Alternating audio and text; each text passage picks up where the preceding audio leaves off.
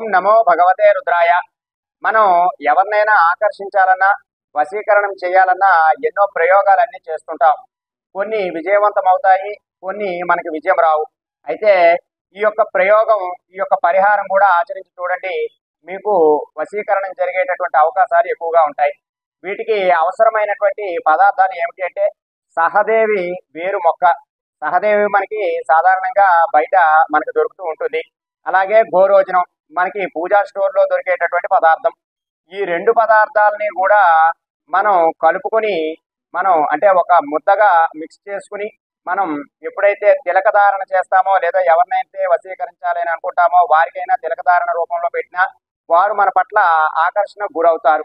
అయితే ఈ సహదేవ వేరు మొక్కను ఎప్పుడు సంగ్రహించాలి అంటే, ఏదైనా మాసంలో వచ్చేటటువంటి కృష్ణపక్ష చవితి అంటే సంకటహర చతుర్దశి అంటారు, ఆ రోజున కానీ, లేదా కృష్ణపక్ష షష్ఠి, ఈ రెండు తిథులలో ఏదో ఒక తిథి యందు ఈ సహదేవి యొక్క వేరు మొక్కను తీసుకొని రావాలి.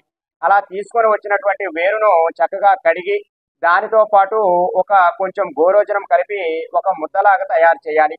వీటిని ముద్దగా తయారు చేసి, ఇప్పుడు నేను మీకు చెప్పబోయేటటువంటి మంత్రంతో ఆ యొక్క ముద్దనంతా కూడా మీరు పట్టుకుని, ఎవరైతే మీరు వశపరుచుకోవాలనుకుంటున్నారో, ఎవరినైతే వశీకరణం చేయాలి అని అనుకుంటున్నారో, ఎవరినైతే ఆకర్షణ చేయాలి అని అనుకుంటున్నారో వారికి ఇది బొట్టు రూపంలో పెట్టడం ద్వారా, తిలకధారణ చేయడం ద్వారా వారు మీ పట్ల ఆకర్షణకు లోనవుతారు.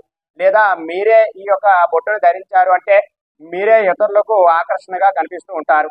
అయితే ఆ మంత్రం ఏమిటి అంటే మీకు ఇక్కడ ఇస్తున్నాను. ఆ మంత్రాన్నంతా కూడా మీరు 1000 మార్లు చదివి సిద్ధి పొందాలి, జపం చేసుకోవాలి ఆ మంత్రం. ఆ మంత్రం ఏమిటి అంటే ఇక్కడ మీకు ఇస్తున్నాను, చూడండి.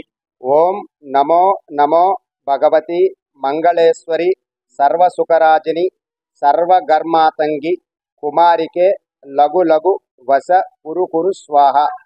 మరొకసారి చెబుతున్నాను, చూడండి. ఓం నమో నమో భగవతి మంగళేశ్వరి సర్వసుఖరాజిని సర్వగర్మాతంగి కుమారికే లఘు లఘు వశ కురు కురు స్వాహ.